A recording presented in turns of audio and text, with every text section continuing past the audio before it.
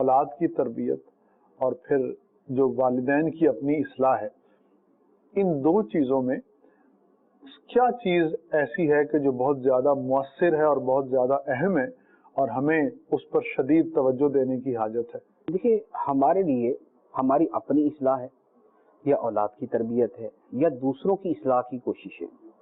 ساری چیزوں کے اندر جو بنیاد ہے وہ بحیثیت مسلمان بھی ہم سمجھتے ہیں اور حقیقت بھی یہی ہے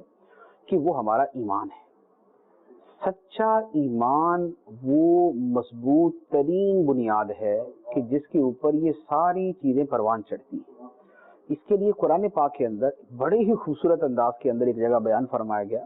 ارشاد فرمایا کہ الم تری کیف ضرب اللہ مثلا کلمۃ طیبۃ کشجرۃ طیبۃ اصلها ثابت وفرعها فی السماء تؤتی اکلها کل حین باذن ربها۔ فرمایا کہ کیا تو نے دیکھا کہ اللہ تعالیٰ پاکیزہ کلمے کی کیسی مثال بیان فرماتا ہے؟ پاکیزہ کلمہ کیا ہے؟ ایمان، کلمہ طیبہ ایمان۔ فرمایا کا شجرۃ طیبۃ، یہ جو پاکیزہ کلمہ ہے ایمان کا، یہ ایک پاکیزہ درخت کی طرح ہے، ایک پاکیزہ درخت کی طرح ہے، اصلها ثابت،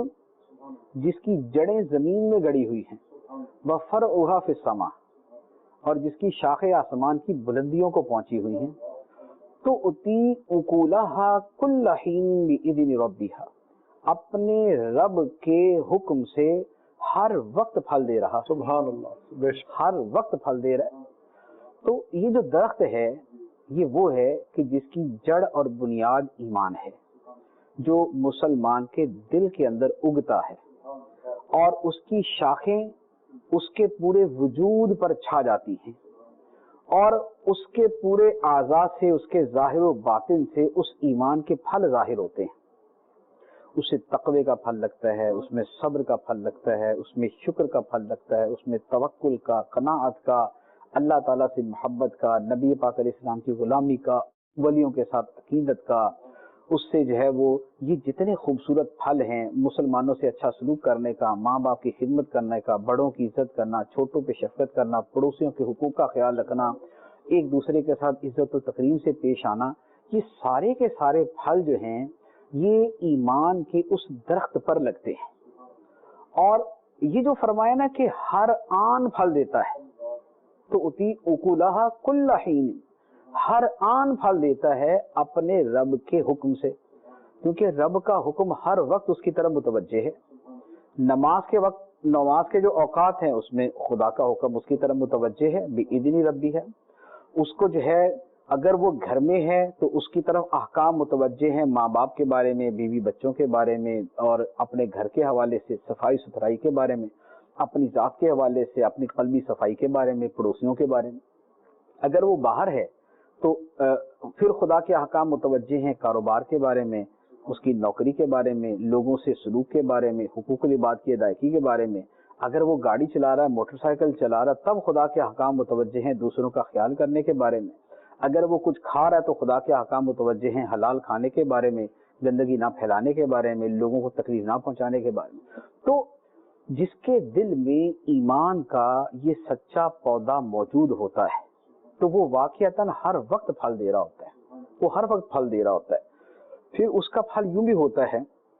کہ اس سے لوگوں کو نفع ہوتا ہے۔ وہ اپنے گھر میں ہے تو اس سے ماں باپ منتفع ہو رہے ہیں، اس کے بیوی بچے سے نفع اٹھا رہے ہیں، اس کے پڑوسی سے نفع اٹھا رہے ہیں۔ وہ 8 سے 4، 9 سے 5 اگر وہ نوکری پہ ہے یا اپنی شاپ پہ ہے تو وہاں پر اس سے اس کے کسٹمرز جو ہیں، اس کے کلائنٹس جو ہیں، اس سے ملنے والے جو ہیں، اس کے ساتھ والے جو ہیں، وہ اس سے نفع اٹھا رہے ہیں۔ جیسے درخت کا نفع ہر آن ہوتا ہے، اور اللہ تعالیٰ نے بھی ایمان کے درخت کے بارے میں یہی فرمایا کہ تؤتی اکلہا کل حین، یہ ہر آن نفع دیتا ہے، ہر آن اپنا پھل دے رہا ہے۔ تو ایمان جو ہے یہ سب سے بنیادی چیز ہے کہ اگر یہ درست اور مضبوط اور پورے طریقے سے دل کے اندر راسخ ہو گیا تو پھر اس سے شاخیں نکلتی ہیں، پھر اس سے شاخیں نکلتی ہیں جو اس کے پورے وجود پہ چھا جاتی ہیں، جو شرق و غرب میں چھا جاتی ہیں، شرق سے غرب تک، جس سے لوگوں کو فائدہ ملتا ہے، جس سے پھل نکلتا ہے، جس سے لوگ بھی فائدہ اٹھاتے ہیں، وہ خود بھی فائدہ اٹھاتا ہے۔ تو اپنی تربیت کے اندر بھی، اولاد کی تربیت کے اندر بھی، دوسروں کی اصلاح کے اندر بھی جو سب سے افیکٹو فیکٹر ہے، جو سب سے زیادہ مؤثر اور اہم چیز ہے، وہ ہمارا ایمان ہے۔ اگر ایمان مضبوط ہے تو پھر اس کے یہ جو فوائد و ثمرات اللہ تعالیٰ نے بیان فرمائے ہیں یہ پھر حاصل ہوتے ہیں۔